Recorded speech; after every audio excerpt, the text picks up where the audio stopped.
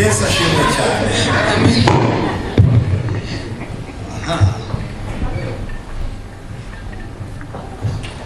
Nijya kwideplasa ndayikoresha.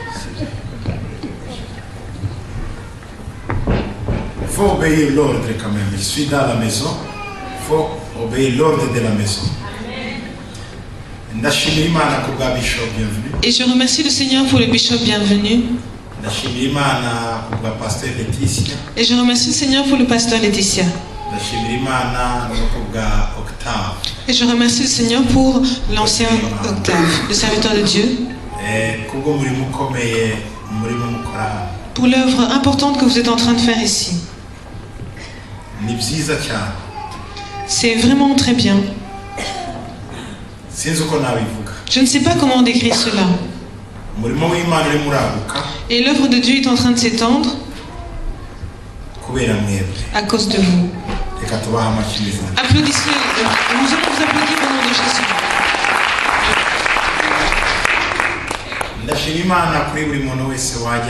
Et je remercie le Seigneur pour toute personne qui s'est présentée ici. Ceux qui viennent d'ici et de là, et ceux de Charleroi aussi. En fait, vous êtes des gens d'une très grande valeur devant le Seigneur.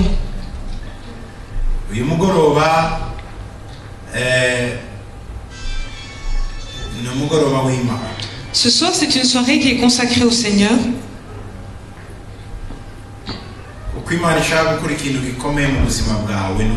Parce que le Seigneur veut faire quelque chose d'important dans votre vie et dans la mienne.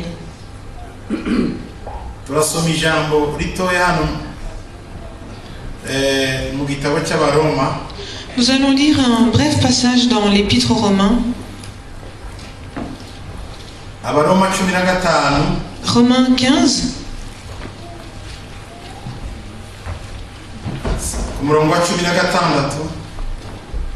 Au 16e verset.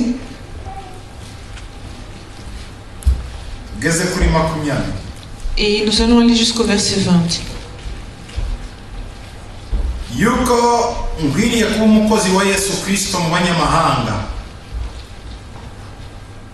D'être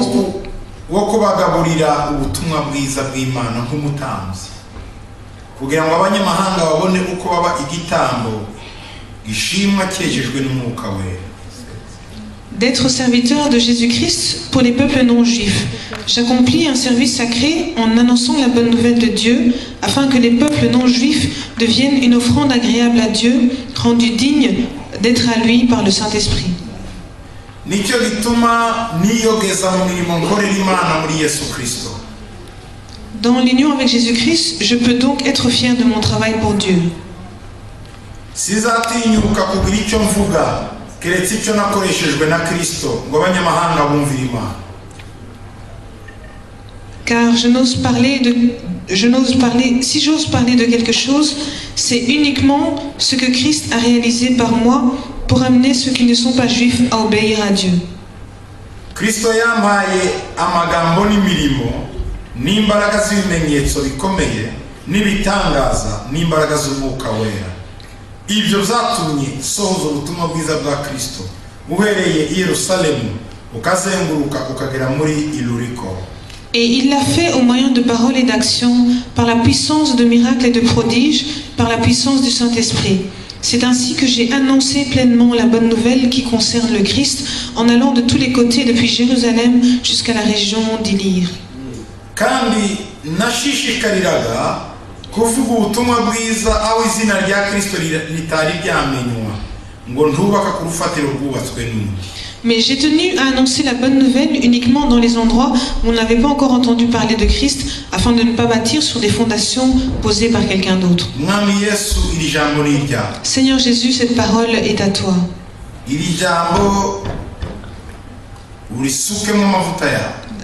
Déverse ton onction sur cette parole,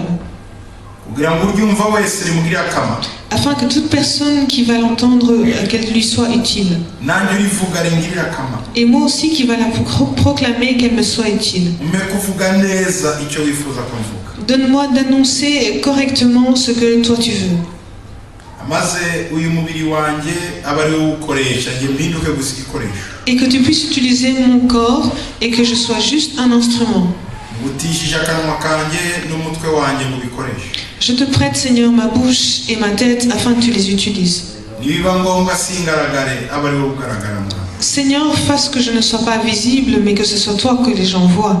umuntu wese ureba hano imbere akubone nta ndebe. Et que toute personne qui dirige son regard vers ici devant, qu'il ne me voit pas, mais qu'il te voit toi plutôt. uko bakubonye bose ntibasubiye yuko baje. Car tous ceux qui t'ont vu, Seigneur, ne sont pas rentrés tels qu'ils étaient venus. ahubwo hari icyabaye. Mais plutôt il s'est passé quelque chose. uwakubonye wese yabonye ubugingo. Et celui qui t'a vu, Seigneur, a trouvé la vie. uwakumvishe wese yakiriye ubugingo. Et celui qui t'a entendu, Seigneur, il a reçu la vie. maze wowe wenyine uboneka aha. Et que ce soit toi seul qui puisse te manifester en ce lieu. mu izina rya Yesu Kristo. Au nom de Jésus-Christ. Amen. Amen. Amen. Amen.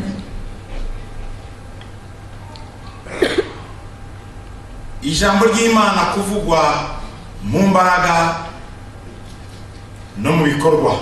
Que la parole de Dieu soit annoncée avec action et puissance. iyi niyo ntego ya Yesu. Ça, c'est l'objectif de Christ. iyi niyo ntego intumwa zari zifite. C'est l'objectif que les apôtres avaient.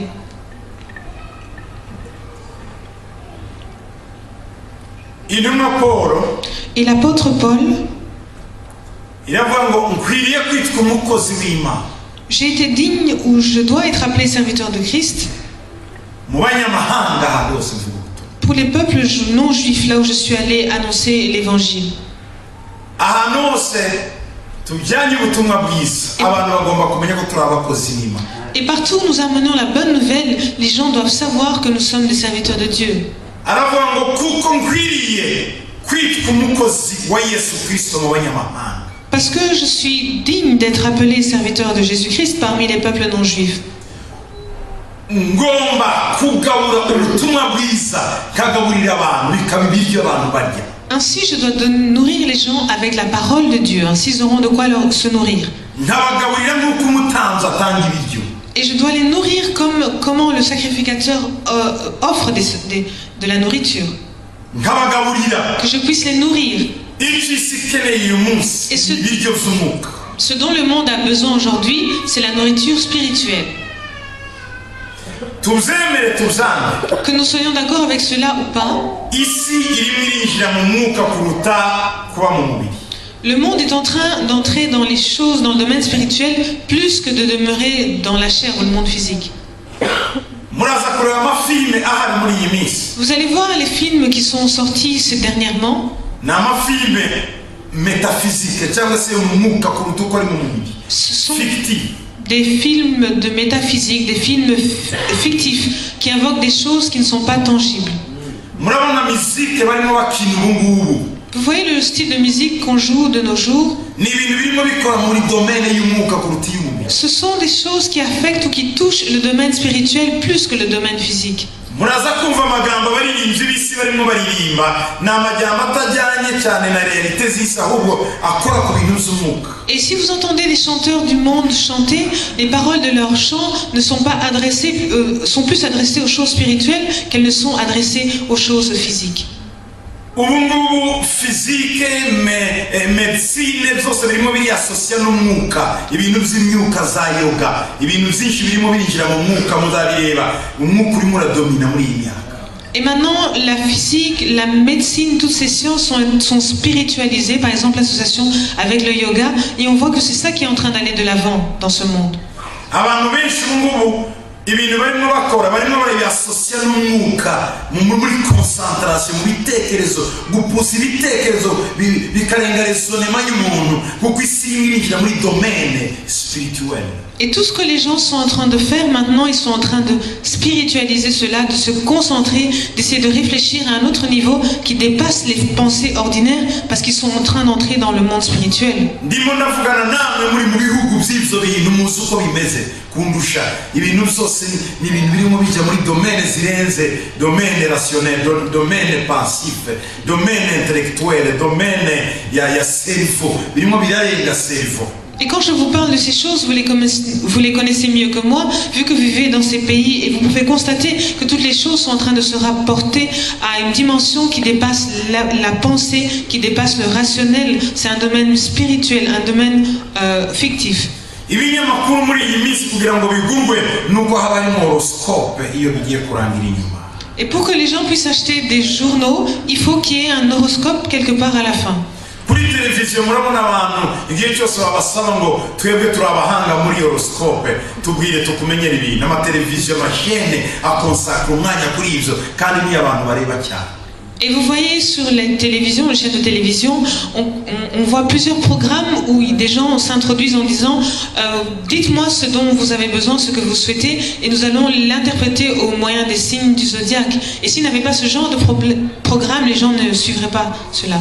Filimi ikomeye kuri iyi si yagize succès cyane kandi yatungishije benshi ni filime bita Harry Potter. Un film qui est vraiment bien reconnu maintenant et que beaucoup de personnes ont eu de gros revenus avec, c'est la série de Harry Potter. Harry Potter ni igituma abantu bayikunda nuko irimo sorcellerie, irimo ibintu by'uburozi, ibintu metaphysique, ibintu byo mu mwuka. Et pourquoi est-ce que les gens aiment bien Harry Potter? C'est qu'il y a dedans de la sorcellerie, de la magie, des choses qui touchent au monde spirituel. Niki cyatumye umugabo akomera cyane wakoze filime ya Superman nuko yagurukaga akava muri ordinaire akajya muri extraordinaire. Et pourquoi est-ce que le film ou la personne qui a produit le personnage de Superman a été reconnu? C'est parce qu'il quittait les capacités simplement humaines en pouvant s'envoler. Sinzi niba Bishop Bienvenant abyibuka muri 1993 twari mu mujyi w'Igoma muri Kivu y'Amajyaruguru tuvuga ubutumwa tuvuga igisanga. Je ne sais pas si le bishop Bienvenu s'en rappelle, mais en 93, nous étions dans le nord Kivu, à Goma.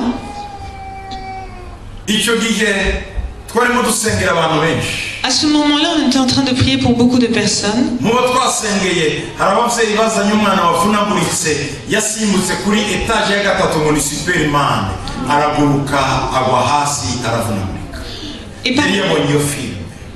Et parmi les gens pour qui on avait prié, il y avait une famille qui avait apporté leur enfant qui avait plusieurs fractures parce qu'il avait sauté du 3e étage en se prenant pour Superman.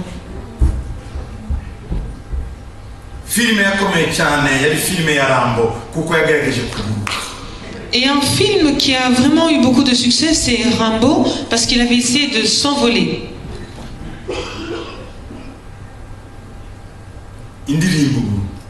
Et les chants de nos jours,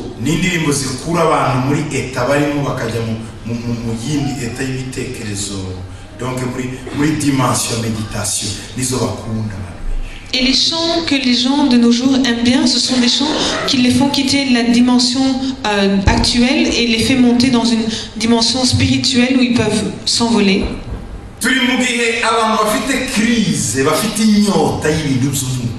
Nous sommes dans une période où les gens sont en crise, où ils ont une soif des choses spirituelles.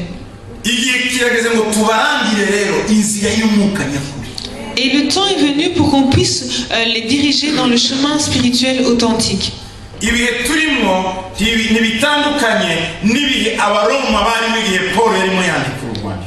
Et le temps ou l'époque à laquelle nous nous trouvons n'est pas vraiment différent de l'époque où se trouvaient les Romains au moment où Paul a écrit cet épître.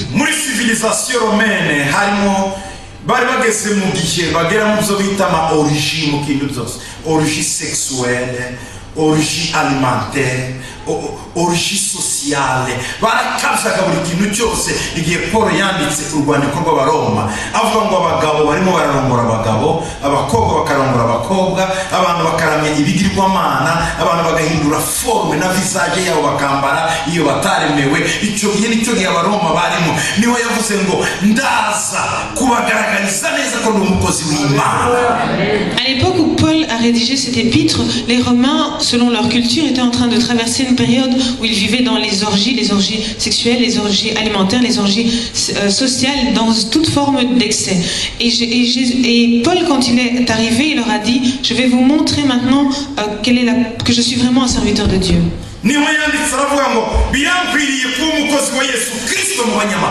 Et c'est pour ça qu'il a écrit que je suis digne, ou c'est convenable que je sois serviteur de Jésus-Christ parmi les peuples non juifs.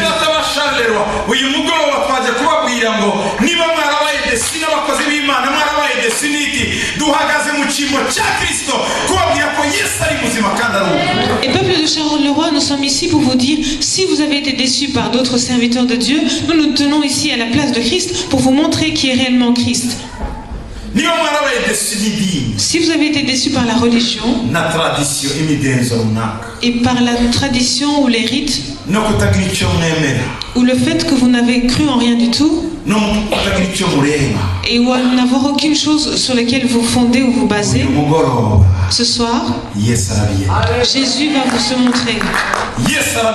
Jésus va se montrer à vous.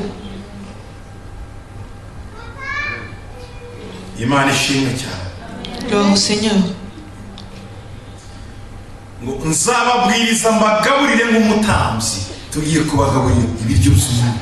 Il disait, je vais vous annoncer la bonne nouvelle et je vais vous nourrir comme un sacrificateur. On va vous donner une nourriture spirituelle.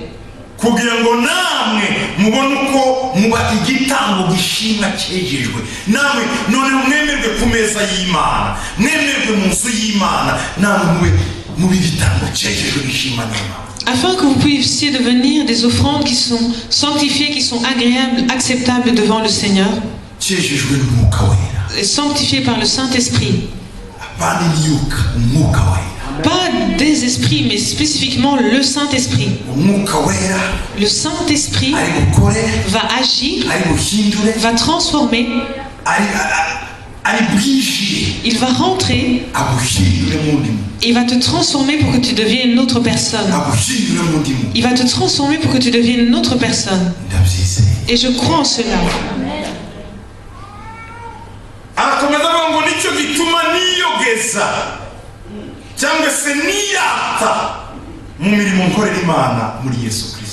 Il continue en disant, je peux donc être fier de mon travail que j'accomplis dans l'union avec Jésus-Christ. Je voudrais te demander, de quoi est-ce que tu es fier ou de quoi est-ce que tu peux te vanter? C'est ton diplôme? Il y en a d'autres qui en ont plus que toi. C'est de l'argent? Il y en a qui en ont plus que toi. Est-ce l'intelligence? À côté de toi, il y en a d'autres qui en ont plus que toi. Et tu te vantes de quoi alors? Vous comprenez? Est-ce que je peux vous donner un secret? Si vous voulez vous vanter de quelque chose, vantez-vous de Christ. De quoi est-ce que tu es fier? Sur quoi est-ce que tu peux t'appuyer? Est-ce que c'est la chair? Mais vois comment tu peux être malade facilement.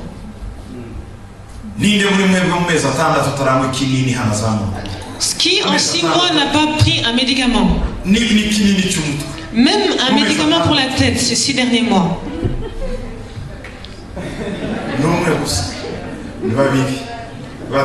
2, 3 et moi.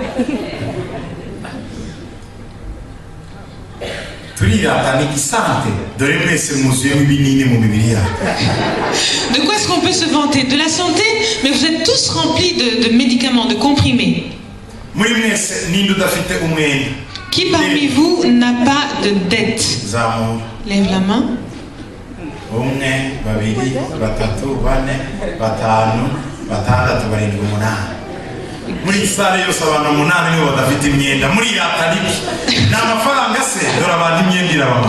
Voici dans cette salle, il n'y a que 8 personnes qui n'ont pas de dette. De quoi est-ce que vous pouvez vous vanter alors? De l'argent. Mais voici, vous êtes complètement endettés.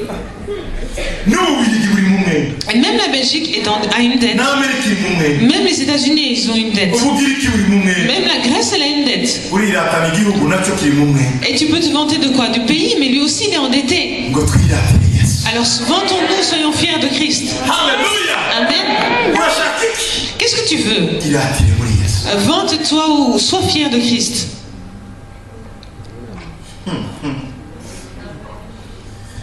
Sizatinyuka niko avuga uyu mugabo aravuga ngo nicyo gituma niyogeza mu murimo nkorera Imana muri Yesu Kristo. Donc gukorera Imana niyo fieri. Et donc il dit, je suis fier de mon travail en Dieu. Donc le fait de servir le Seigneur, c'est ça notre fierté. korera Imana. Si tu veux pouvoir te vanter de quelque chose, sers le Seigneur. naho ibindi byose ni ukuri. Mais sinon, tout le reste, ce n'est rien du tout. C'est de la vanité.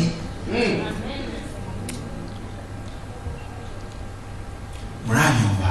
Vous m'entendez?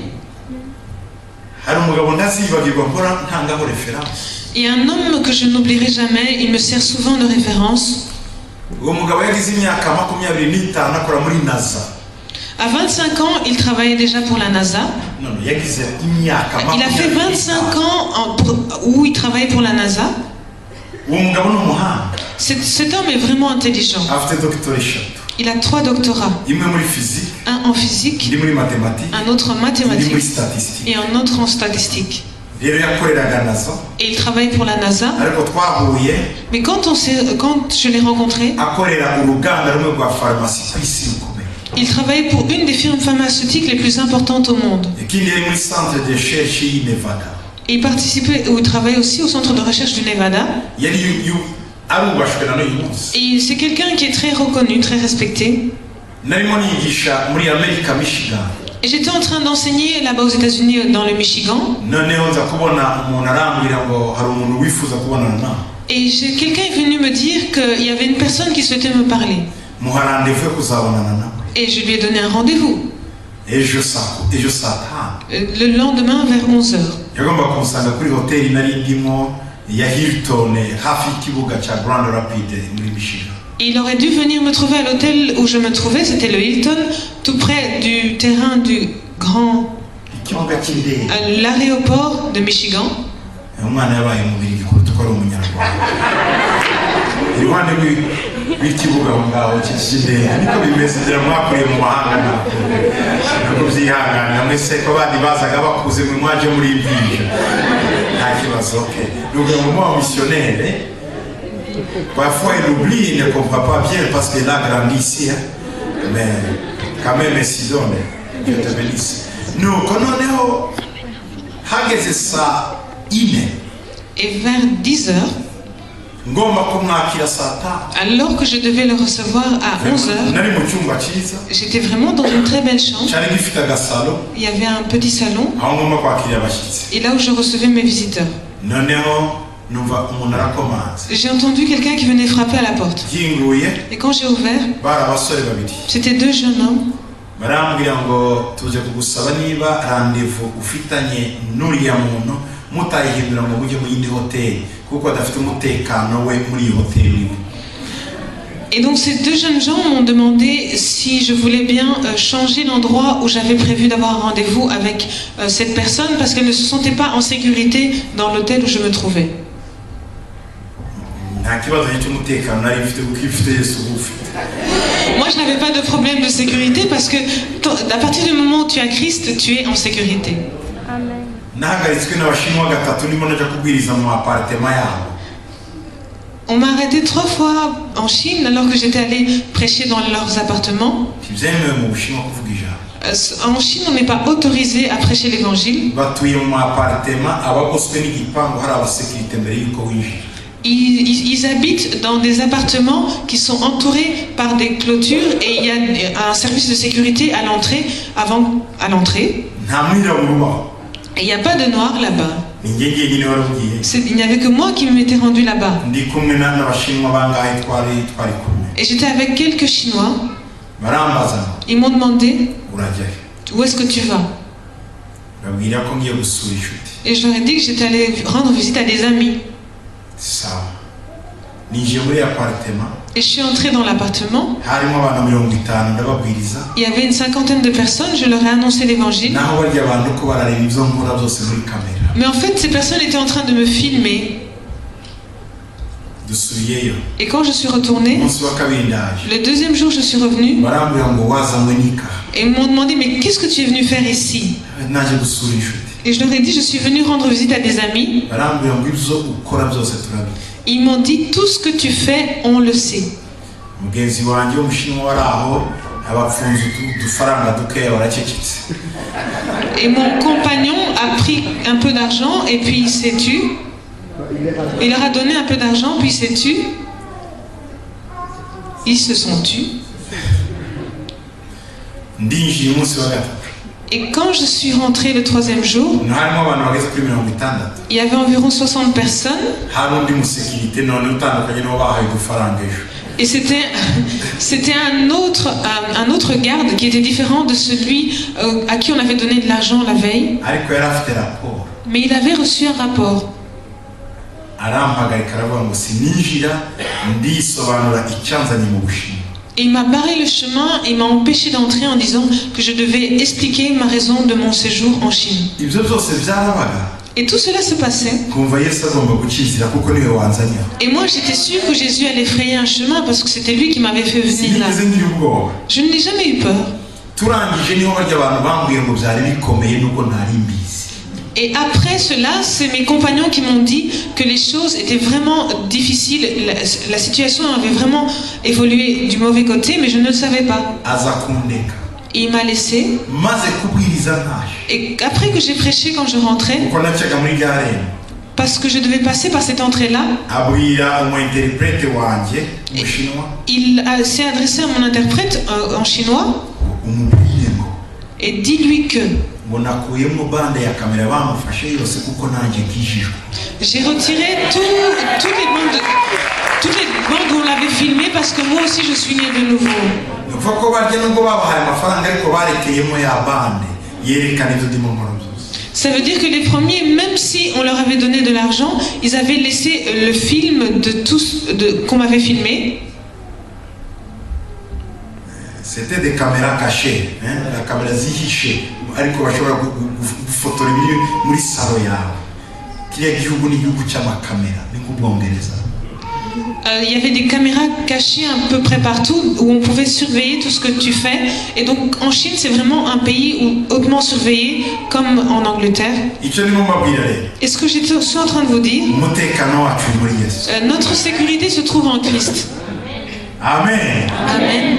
Amen. Amen. Amen. Et donc j'ai dit à cette personne, pas de souci, que j'allais le rencontrer là où il se trouvait. Et je suis partie. Nageze mu mujyi hagati harimo inzu ndende cyane igera ku magorofa 27. Iyo niyo hoteli. Et je suis arrivée dans le centre-ville, à un endroit où il y avait un immeuble d'environ 27 étages. C'était un hôtel très important. La voiture qui m'avait amené, on nous a ouvert et nous sommes rentrés dans le souterrain, dans le sous-sol, bien en bas.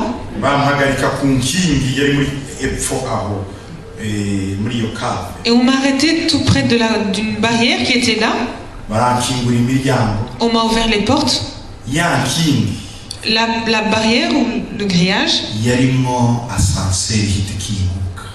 contenait un ascenseur et puis ça s'est ouvert. Et puis je suis rentrée. Ils avaient des cartes, tout comme des cartes bancaires. Ils la faisaient rentrer quelque part. Et l'ascenseur s'est fermé. En fait, les États-Unis, c'est vraiment un pays fort puissant. Et comment on a bâti ce pays, parfois c'est étonnant.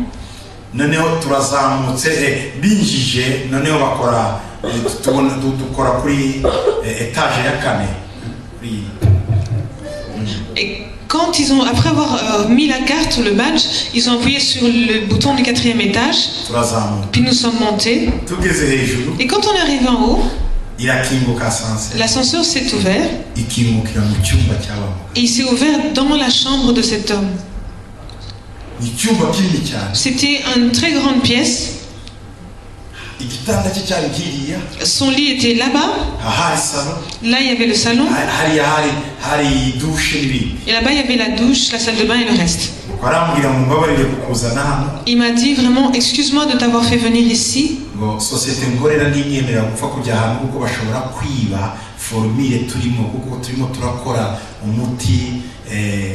umuti wa kanseri y'amaserire oncology cyangwa ibintu nk'ibyo bayambwiye. Et il m'a dit, en fait, la compagnie pour laquelle je travaille ne me permet pas d'aller à n'importe quel endroit parce qu'on risquerait de voler leurs secrets. Pour le moment, nous sommes en train de faire des recherches en oncologie. Donc, anyereka rero uko nazamutse. Et il m'a montré, hasi byose arabinyereka nuko ninjiye hariya. et il m'a montré, donc on m'avait filmé comment j'étais montée depuis en bas dans l'ascenseur. Et puis on s'est assis ensemble et on a discuté. C'est quelqu'un de très intelligent. Quand tu parles avec lui, tu as vraiment l'impression que tu es assis avec un savant. On a parlé ensemble et on a abordé plusieurs sujets. La politique, l'économie, la religion. Et ce domaine, il ne le maîtrisait pas trop. Il ne comprenait pas trop ce domaine. Et vous savez ce qu'il me demandait? Il m'a d'abord montré tous les contacts qu'il avait. Il m'a expliqué l'honneur qu'il avait et il en avait vraiment. Je n'étais pas impressionné. Amen. Et vous savez pourquoi? Qu'une personne qui n'a pas Jésus ne t'impressionne pas.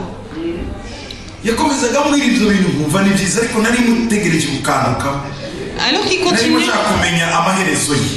qu'il continuait à me raconter tout cela, je l'écoutais parce que j'attendais qu'il me parle exactement de ce qu'il voulait.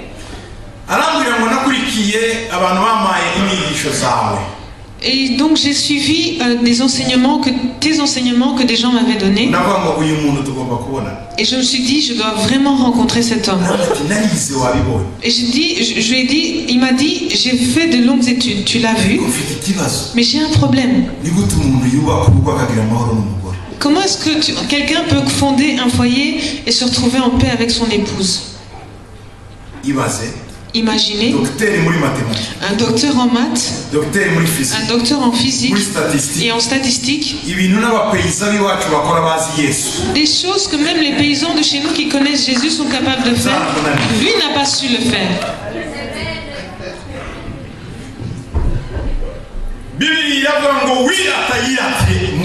Et la Bible nous dit que celui qui se vante en Dieu. Si tu n'as pas Jésus, vraiment, tu es bien malheureux.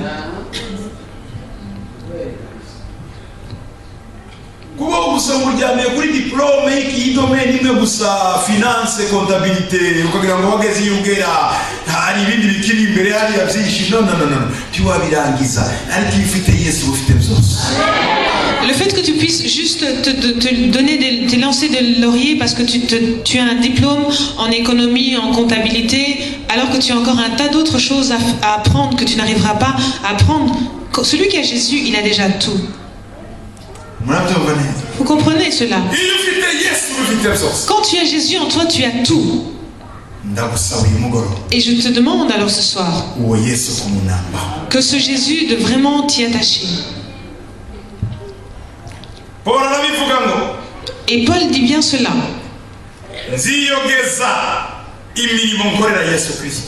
Je peux donc être fier de mon travail pour Dieu. Si j'ai passé la nuit en priant, gloire à Dieu. Si je sers le Seigneur, gloire à Dieu. Et c'est de cela dont je vais me vanter. Parce que je sers le Seigneur. Imaginez cela, être serviteur de Dieu. Servir Dieu. Marcher avec Dieu. Parler avec Dieu. Est-ce que vous connaissez ce Dieu? L'étoile, la lune, le soleil, le monde, les eaux, les gens, toutes les choses qui sont dans le monde, les animaux, les oiseaux ont été créés par Dieu. Toutes ces choses obéissent à Dieu. Et tu peux maintenant t'appeler serviteur de Dieu. Est-ce que vous comprenez cette fierté? Amen.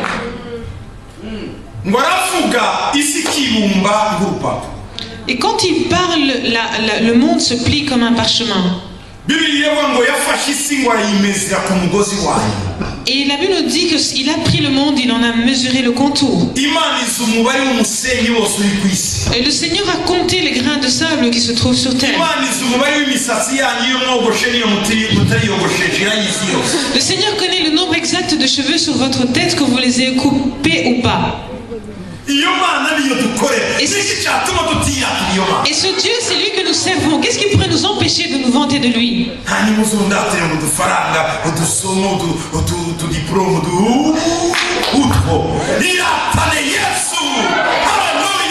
Et après, tu pourrais essayer de venir te vanter à cause de tes diplômes, de ton argent ou de ce que tu as. Non, vante-toi de Jésus-Christ. Je ne suis pas contre les diplômes ni l'argent, mais au-dessus de tout cela, Jésus-Christ. Tu as besoin d'avoir Jésus-Christ. Jésus doit être le premier dans ta vie. Jésus, le premier dans ta vie.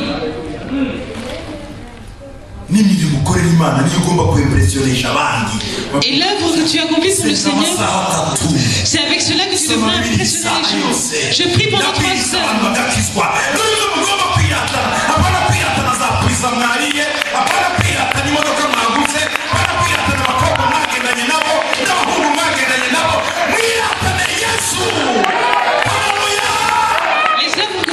Pour le Seigneur, j'ai prié pendant 3 heures, j'ai prêché pendant 1 heure, j'ai prêché aux gens, ils se sont repentis. C'est avec ce genre d'œuvre qu'on pourrait impressionner les gens, pas leur parler de ce qu'on mange, de ce qu'on fait, de comment on s'habille, de quelle voiture on a, ou d'autres choses comme ça.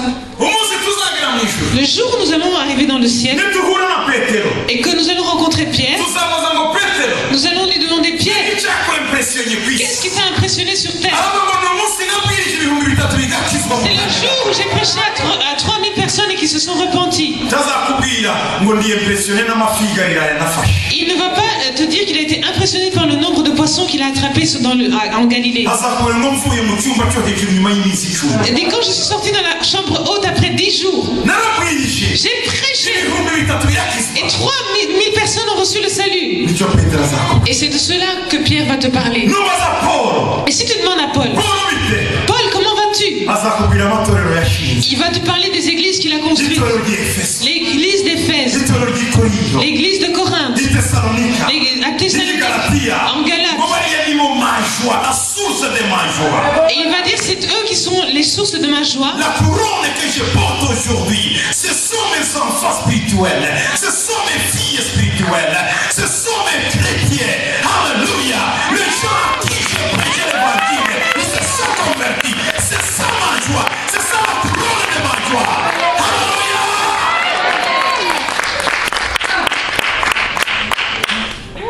Nous devons être impressionnés par ce que Jésus a fait dans nous et ce que nous faisons pour lui.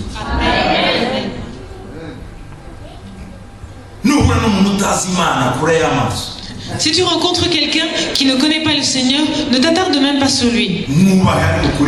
Respecte-le, mais ne t'attarde pas sur lui. Parce qu'il ne pourrait te servir à rien, parce que lui-même en fait ne se sert pas à grand chose.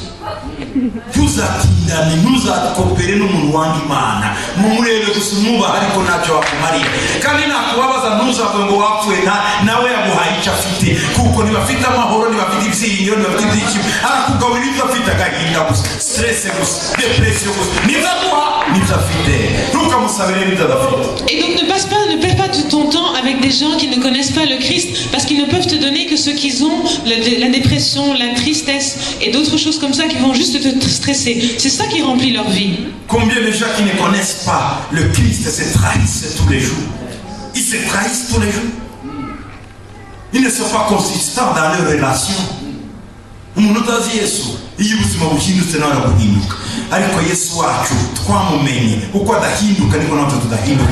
personne qui ne connaît pas le Christ, quand la vie change, lui aussi il change sa façon d'être. Mais nous avons connu Christ et lui il est constant.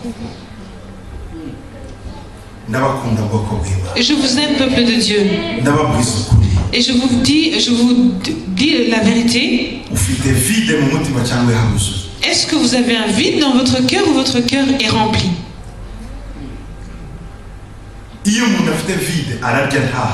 arambarwa ntabe arisiga ntanoke. Quand il a quelqu'un vide dans son cœur, il mange mais il continue à avoir faim, il s'habille, il n'est jamais assez bien habillé et rien ne lui plaît en fait. Et vous saviez cela? Quand tu t'habilles, on te trouve, tu n'es pas bien habillé. Mais quand tu as Jésus, tu as quelque chose dont tu peux être fier. Et à partir du moment où tu as une fierté, tu as aussi un moral solide. Et nous avons Jésus dont nous pouvons être fiers. Un homme qui est marché sur les eaux alors que personne d'autre n'a encore fait cela. Un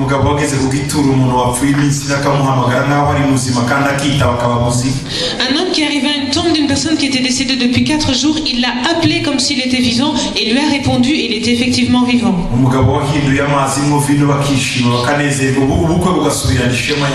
Un homme qui a pu transformer de l'eau en vin et les gens se sont réjouis et la fête a continué. Un homme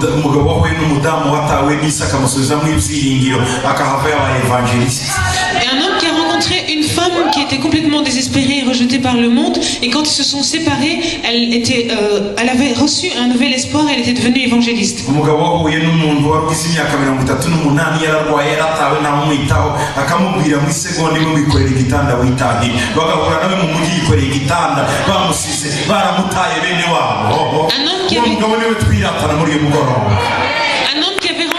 Qui a rencontré cet homme qui était malade depuis 38 ans, qui avait été rejeté par les siens, et en quelques secondes il lui a dit lève-toi et prends ton lit, et sa famille l'a rencontré en train de marcher dans la rue avec son lit alors qu'il l'avait rejeté. C'est de cet homme-là, Jésus, dont on est fier. Et ce Jésus dont je vous parle, à 12 ans déjà, il pouvait tenir tête au docteur. Et cet homme ne marche plus sur terre, mais il vit dans nos cœurs.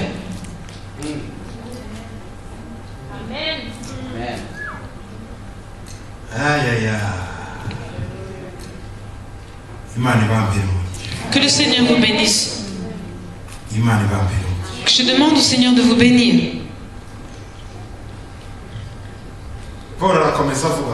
Et Paul continue en disant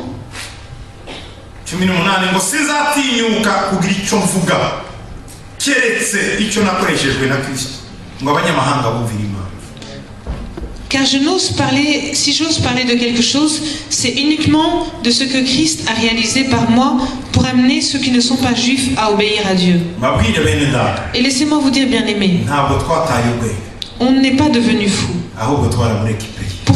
On l'a plutôt récupéré, notre intelligence. Parce que maintenant, ce dont nous parlons, ce sont des choses que nous avons vécues. Et ce dont nous vous parlons, ce sont les choses que Christ a accomplies pour nous. Et s'il y a des gens qui vivent dans la quiétude ici sur terre, j'en fais partie et tu en fais aussi partie. Tu as déjà vu des gens qui vivent, qui mènent une vie sans avoir d'inquiétude. Ce style de vie est vraiment étonnant.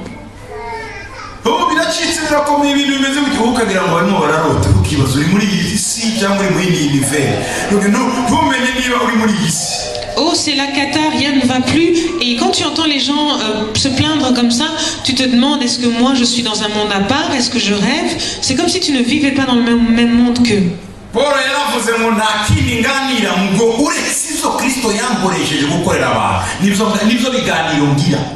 Et Paul a dit, donc je n'ose pas parler d'autre chose si ce n'est que ce que Christ a accompli à travers moi. Amen. Amen. Et la raison pour laquelle nous nous tenons ici, nous sommes des témoins de cela. En 1991, alors qu'on était encore à Kisangani, une jeune fille est arrivée. Elle était orpheline. Elle n'avait que sa mère. Elle m'a retrouvé là où j'étais hébergée, au premier étage. C'était chez une famille où j'étais. Elle me connaissait. Elle m'a dit, frère Paul, ma maman aussi vient de mourir. Frère Paul, Ma maman aussi vient de mourir. Son père était déjà décédé.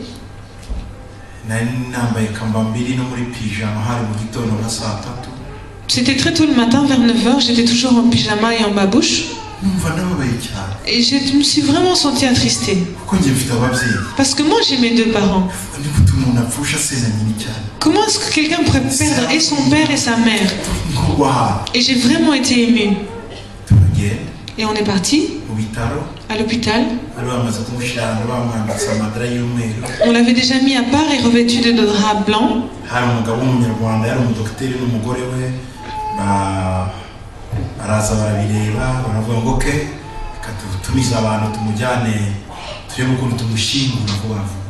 Et il y avait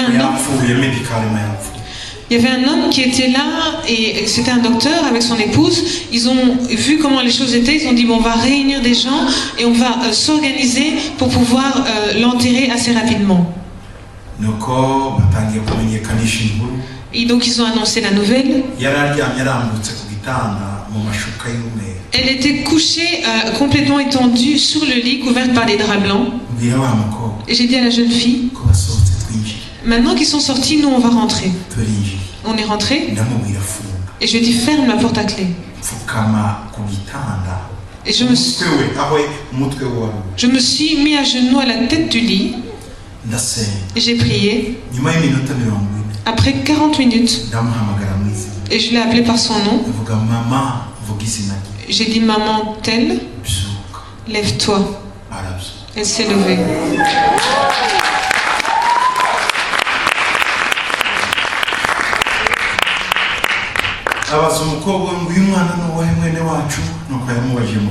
Elle a demandé à sa fille qui est ce compatriote, ce jeune homme. À ce moment-là, j'avais 20 ans. Elle dit, oh jeune homme, d'où viens-tu? Elle dit, mais où est-ce que j'étais moi aussi? Et je lui ai dit, ça fait 4 ans que tu étais, 4 mois, 4 heures que tu étais décédé. Quand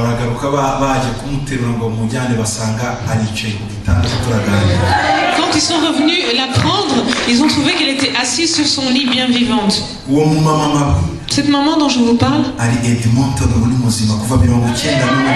Edmonton, elle est encore vivante. Paul dit, je n'oserais pas parler d'autre chose si ce n'est ce que Christ a fait à travers moi. Nous n'avons pas un temps inutile, nous n'avons que du temps pour parler de ce que Christ a accompli pour nous. En 1994, j'étais au Kenya, dans l'hôpital Aga Khan. J'étais avec Omar. Lui, il est en Angleterre maintenant. Et je lui ai dit, allons rendre visite aux gens qui sont aux soins intensifs. Ces gens qui souffrent vraiment.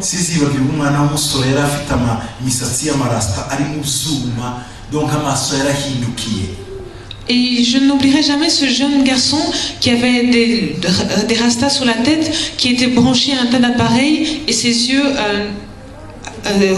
fixaient le plafond. En fait, il était comme mort déjà. Et il était retenu par une respiration artificielle. Son père était médecin.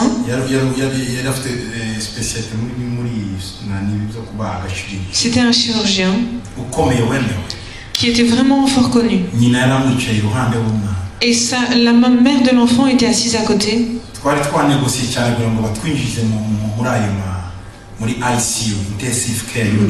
Et on avait vraiment négocié pour qu'il nous laisse entrer dans le service de soins intensifs. Et j'ai dit à ce papa, est-ce qu'on peut prier pour ton fils? Non, qui vous a fait venir ici? Et la femme, elle l'a pris comme ça. Elle lui a dit, tais-toi. Et tu es médecin, mais tu es médecin, tu n'as rien su faire, maintenant laisse-le prier pour mon enfant.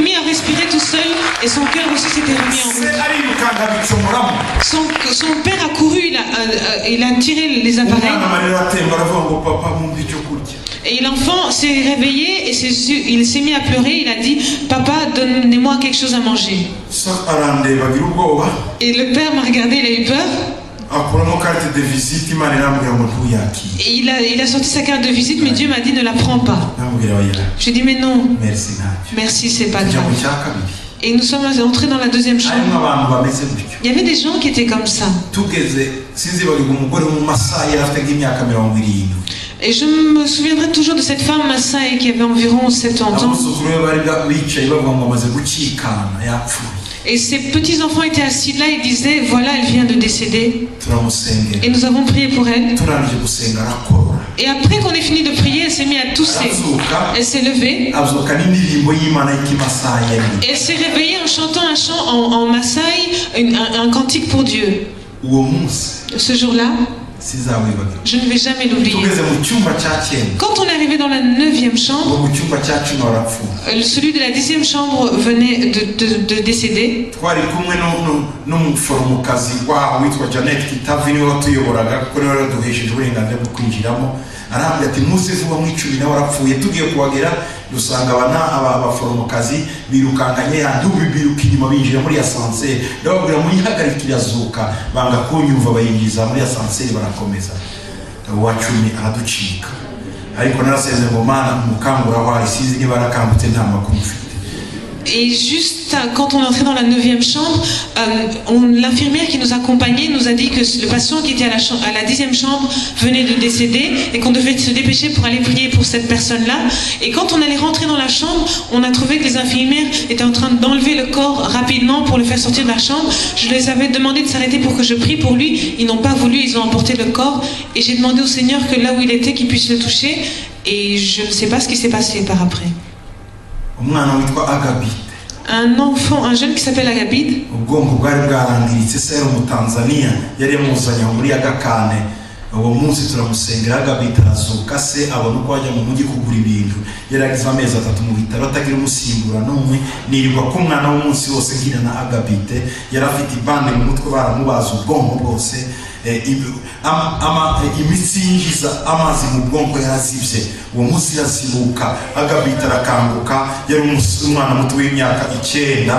papa we arambwira ati sizi ibyo mbona. namubwira ajya mu mujyi gukora shopping ejo uzataha. yirirwa mu mujyi agaruka yanyoye agacupa kamwe. namubwira ngo nabuze uko mbigenza umubere nakanyoye imana. ndamubwira ngo kora papa nta kundi ni umunezero wawe. Agabide sinzamwibagirwa n'uyu munsi. Je vais toujours me rappeler de cet enfant de 9 ans qui s'appelait Agabide. Il était aussi hospitalisé dans cet hôpital.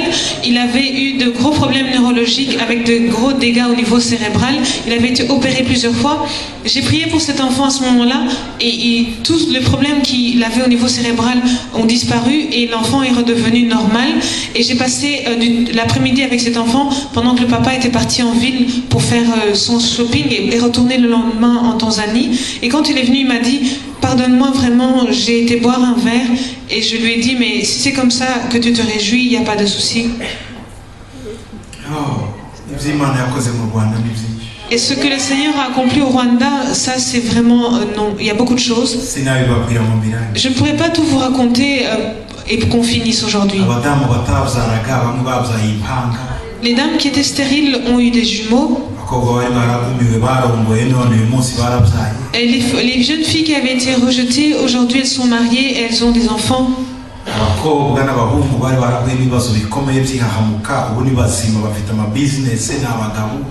Et des jeunes filles et des jeunes garçons qui avaient été complètement traumatisés par les événements, aujourd'hui ils sont en bonne santé et ils ont des bonnes affaires.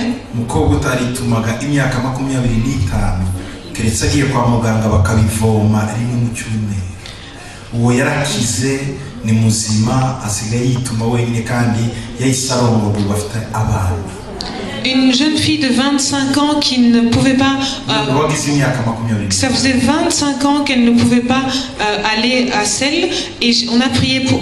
À moins qu'elle aille chez le médecin pour qu'on puisse la purger. On a prié pour elle et la situation s'est rétablie. Maintenant, elle est mariée et elle a des enfants. Umugabo yari yamwirukanye kuko igihe cyose babanyaga umugore yitumaga mu gitanda atabizi bituma urwo rugo rumeze nabi umugore tumusengeye tiyongeye mu buzima bwe uba afite urwo ruzima ibyo byose bikorwa n'Imana.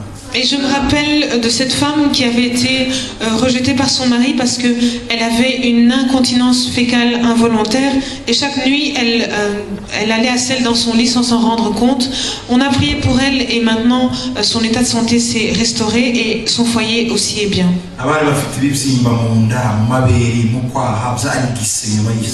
Ceux qui avaient des abcès, que ce soit au niveau abdominal, au niveau mammaire, tout cela s'est évanoui juste après une simple prière. Cet homme indien dans un hôpital, celui d'Alberta au Canada.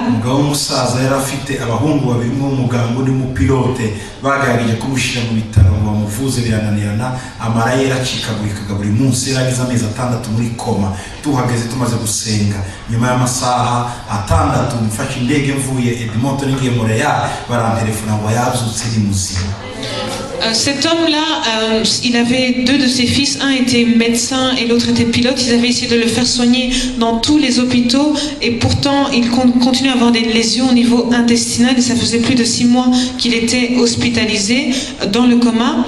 On a prié pour lui et 6 heures après, alors que j'étais en route de Edmonton vers une autre ville du Canada, vers Montréal, on m'a dit qu'il était réveillé, qu'il était sorti du coma et qu'il était bien. Aujourd'hui, cet homme est toujours en bonne santé. Quand ils ont examiné son intestin, maintenant il était comparable à celui d'un jeune enfant alors qu'il avait 70 ans. Et pourquoi est-ce que je vous raconte tout cela? Et la Bible dit que je n'oserais pas parler d'autre chose si ce n'est que ce que le Christ a fait à travers moi. La raison pour laquelle nous parlons des choses qui ne nous concernent pas, c'est parce que nous n'avons pas de référence de ce que Jésus a fait à travers nous. Et dis-moi ce que Jésus a fait à travers toi, pas ce qu'il a fait pour toi. Je sais, en vous, il y a les traces de Christ, mais je veux savoir ce que Jésus a fait à travers de tes mains. Parle-moi. Nibyo twakagombye kuba tuvuga dukora apana amagambo kwa tu no fuka musenge Imana ikuzuza imbaraga ubwire histoire nawe mu buzima. Parle-moi de ces personnes pour qui tu as prié, qui ont été guéries, de ces personnes à qui tu as prêché l'évangile et qui a été sauvée. Pas juste perdre ton temps dans des discussions en l'air en fait. Si ce n'est pas le cas, alors mets-toi à genoux, invoque le Seigneur qui te remplisse de sa puissance afin que tu puisses aussi avoir des témoignages, une histoire à raconter. Maze kubwira abantu iby'Imana yankoresheje maze kudesida kutavuga ibintu uretse iby'Imana yankoresheje ngo abanyamahanga batangiye kumvira Imana. Et Paul dit alors, à partir du moment où j'ai décidé de ne parler aux gens que de ce que le Seigneur avait fait à travers moi, les peuples non juifs se sont mis à obéir à Dieu. Pourquoi aujourd'hui, en Europe, les églises dorment? Il n'y a pas de miracle aujourd'hui. Il n'y a pas de miracle. C'est la théologie, c'est la philosophie, c'est la raison. Ils rationalisent toutes choses. Il est temps de retourner à la foi. La foi qui guérit, la foi qui transforme, la foi qui change. La foi qui crée une autre histoire de notre vie. Nous voulons ce Jésus-là. C'est ce Jésus que nous voulons, et un Jésus qui ne se limiterait qu'à des paroles, nous n'en voulons pas. Parce que celui-là, tout le monde pourrait l'avoir. Même un bouddhiste, un musulman ou d'autres personnes pourraient parler juste de paroles, mais le Jésus dont nous vous parlons, c'est un Jésus qui agit.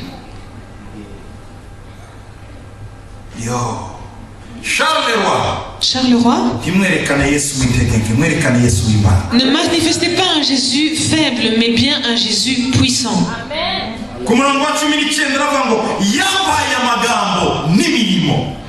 Et au verset 19, il dit, il m'a donné des paroles et des actions.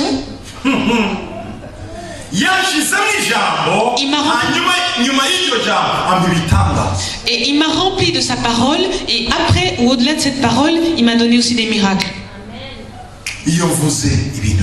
Quand je parle, des choses se produisent.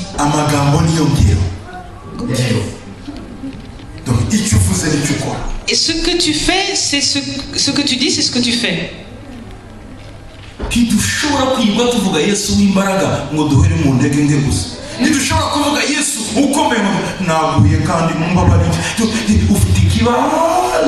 On ne peut pas passer notre temps à parler d'un Jésus de puissance et demeurer dans la faiblesse. On ne peut pas passer notre temps à dire que Jésus est puissant alors que toi, tu vas toujours te repentir de petites choses, de petits péchés où tu retournes toujours. Non. Il faut un changement radical. Parce que nous servons un Jésus puissant. Nous devons être puissants. Logiquement. Logique. Si nous servons un Dieu puissant, c'est-à-dire nous devons être puissants. Si nous servons un Dieu d'amour, nous devons avoir l'amour. Si nous servons un Dieu de guérison, nous devons guérir. Mais c'est logique. Vous voulez le logiciel, toutes choses ici. Fais la logique alors. Si, c'est ce qu'on définissait dans la logique. Si tel et si, donc l'autre est là. Si nous servons un Jésus qui guérit, nous devons aussi être des guérisseurs. Mais si nous servons un Jésus faible, nous allons devenir aussi faibles. C'est ça la logique des choses. Donc parle-moi de quel Jésus tu sers.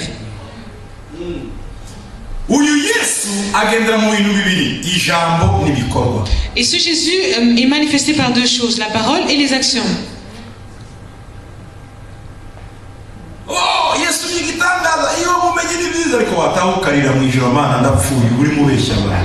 Et tu dis, oh Jésus il est merveilleux, oh Jésus il accomplit des miracles. Mais quand tu rentres chez toi, tu te mets à pleurer en disant, oh là là, rien ne va plus. Tu es en train de mentir aux gens.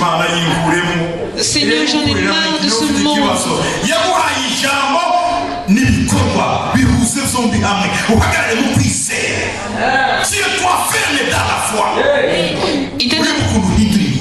Il t'a donné des paroles et des actions. Maintenant, tiens-toi ferme dans la foi et vois comment tu vas changer la situation. Exerce ta foi. Exerce ta foi ou mets ta foi en action. Et alors tu verras les miracles du Seigneur. À mon nom, ils chasseront les démons. À mon nom, ils feront ceci. À mon nom, ils changeront ceci. À mon nom. Utilise le nom de Jésus, crois fermement en Jésus, les miracles arriveront. Tu as besoin d'un miracle? Alors apprends à utiliser correctement le nom de Jésus. Tu connais les gens du monde? Ils savent manipuler le nom des personnes puissantes. Quand il va te dire bonjour, je suis l'ami de Bishop. C'est comme ça qu'il se présente. Oh, Bishop, bienvenue. Oh, c'est mon ami. Oui, je suis son ami aussi. Et maintenant, vous avez déjà la porte est ouverte. Je suis l'ami de terre. Référence. Ils vont donner si tu n'as pas la référence ici, dans ce monde occidental, tu vas pourrir. Vous allez pourrir.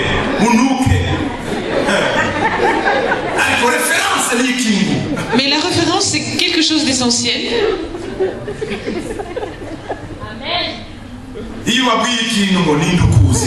Quand tu dis quelque chose, on dit ok, tu es connu par qui? Écoutez, d'où fait référence, c'est le nom de Jésus. Nous avons une référence et c'est le nom de Jésus. Jésus est notre référence. Amen. Si nous savons s'en servir bien, si nous savons bien utiliser son nom, il est notre référence. Voilà mon référence. Dis, c'est ma référence. Oh, alléluia. Alléluia. Charles le roi. Pour pouvoir changer cette région, il faut agir au travail avec Jésus. Ils sont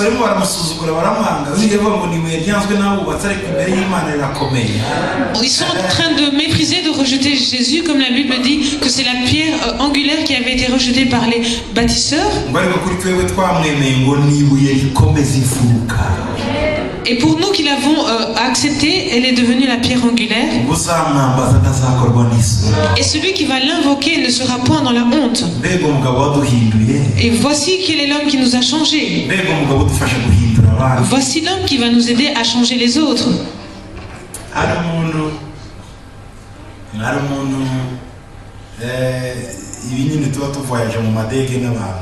Et donc quand on voyage dans les avions, il y avait une personne. On était assis l'un à côté de l'autre. Et ne me connaissait pas.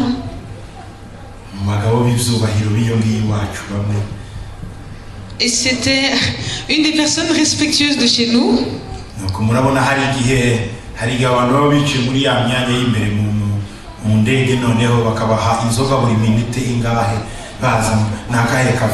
bakwereka imivinyo mu 1800 bakakwereka imivinyo batoye ubushyashya itarigezweho donc ya mivinyo yose bakayipanga hari abakobwa beza bayizana bakwereka imivinyo nuko mwene data akomeza yiyahuza imivinyo noneho nge naraho niyahuza amazi nako ngewe nimwera amazi yanjye wiyahuza imivinyo komeza.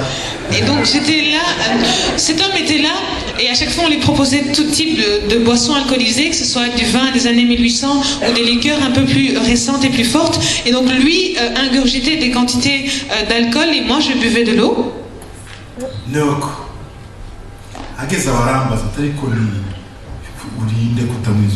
Et il m'a demandé, mais tu es qui toi qui ne bois pas d'alcool? Non. ntabwo nashaka kuvuga ko nanyoye Yesu nari ntegereje ko mwatsa nakomeza ndamwereka nari namwihoreye namuhaye amahoro arakomeza n'utari ko yabona akabona ndi umushinga ntaye ni umugabo kamere wabashije kwicara mu ntebe ngiyo yicaye hamwe ku umuntu ko namuzi muri serike y'abacuruzi bakomeye muri Kigali ikibazo niko urinde namubwira tuno umuntu usanzwe turi abantu bateregane mutuzi no kutanywa nuko tugeze ahantu byari ngombwa ko nifatira Bibiliya yanjye musoma murazumva ndavuga bene data bafite amatsiko. Et donc pendant le voyage, cet homme s'interrogeait sur mon identité parce que quand il me cherchait parmi son cercle d'amis, des hommes d'affaires de Kigali, il ne me retrouvait pas et il me trouvait quelqu'un de respectueux qui avait pu se payer un billet dans la classe où il était assis dans l'avion et il se demandait pourquoi est-ce que je ne buvais pas d'alcool. Et à un certain moment, j'ai dû prendre ma Bible parce que je voulais lire quelque chose. Et dès que je venais de m'asseoir, et quand il m'a vu avec la Bible, tu es guitoise.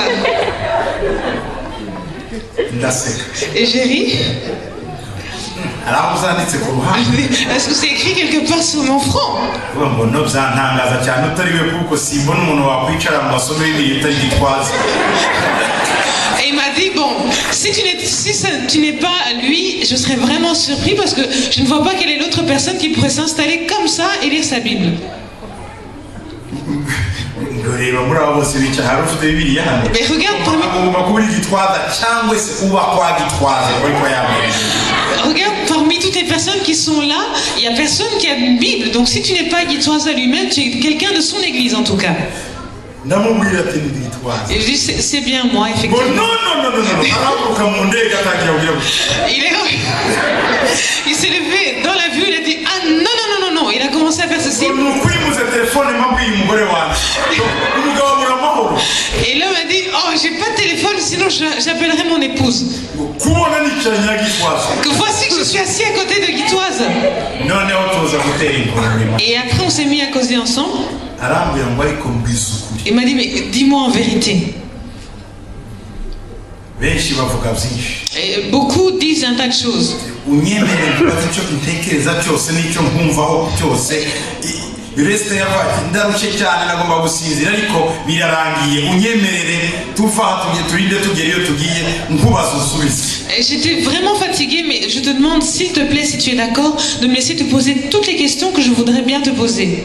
yewe nari niyemeje kumusubiza gusa ibyo Yesu akoresha. Et moi, je m'étais engagée à ne lui parler que de ce que Jésus avait fait à travers moi. muzo yambajije Et ce qu'il m'a demandé, arambwira ngo ndagira ngo umbwize ukuri. j'ai dit, mais dis-moi en vérité. bariya abantu bose bazi iwawe wabahaye. Toutes ces personnes qui viennent chez toi, qu'est-ce que tu leur as donné?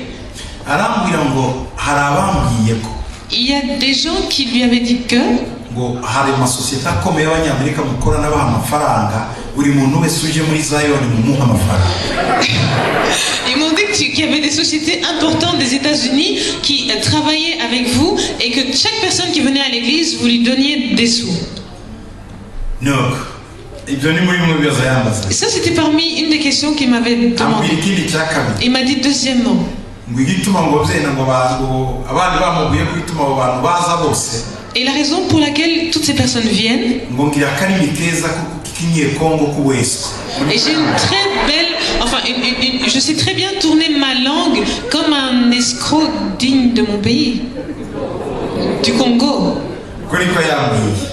C'est ça qu'il m'a ibintu nka dit. bitanu Il m'a dit au moins 5 choses. arambwira ngo subiza wowe. Il m'a dit, mais maintenant, dis-moi toi, quelle est ta version? ndamubaza mbere yo kugusubiza umudamu wawe wagiye kubwira asengere iwacu. Et avant que je ne puisse lui répondre, je lui ai demandé, mais ton épouse que tu voulais appeler, est-ce qu'elle prie dans mon église? arambwira ngo ngo ariko hari inshuti ye yahamujyanye. Non, pas elle-même, mais il y a une de ses amies qui l'a amenée là-bas. ndamubaza ese none iyo nshuti yaba yaramujyanye iki yaba yaramubwiye ko yahagendeye iki. Et cette amie, pourquoi est-ce qu'elle l'a amenée à cette église-là? Comment elle lui a expliqué qu'elle allait à cette église? muranyumva ibyabaye. Vous comprenez ce qui s'est passé? ngo no yasiye ngo inshuti ye ngo ngo yaraje ngo bari bagize ngo n'umugabo w'imyaka 10 batabyara ngo basengera barabyara ngo iyo nshuti noneho ni ibiri ni cyo cyatumye ijyana umugore wanjye umunsi wo kwerekana umwana umugore wanjye yagiye. ndamubwira ati rero ubundi yabyaraga yarabyaye urumva azahava. ndavuga ati hari abandi baba bafite nk'ibyo Imana yakoreye ibitangaza niyo mpamvu bari hariya. umenye ko umunyarwanda atazapfa kujya inyuma y'umuntu nta kintu yahabonye ngo sha ngo ni ukuri ngo ni kahise ngo ni ukuri. Et donc il m'a expliqué que cette amie de mon épouse qui l'avait invitée à l'église, ça faisait 10 ans qu'elle était mariée, mais qu'elle n'avait jamais eu d'enfant. Et donc on avait prié pour elle et elle avait eu un enfant. Et ce jour-là, c'était la cérémonie de présentation, de consécration de l'enfant. Et donc et je lui ai dit en retour, mais maintenant tu vois cette personne qui a vu un tel miracle, est-ce que tu penses qu'elle va quitter cet endroit? Parce que les Rwandais, dans leur nature, ils ne suivent pas juste quelqu'un comme ça. Et il m'a regardé, il m'a dit, ce que tu me dis là, c'est vraiment vrai. Il me dit, toutes ces personnes que tu vois,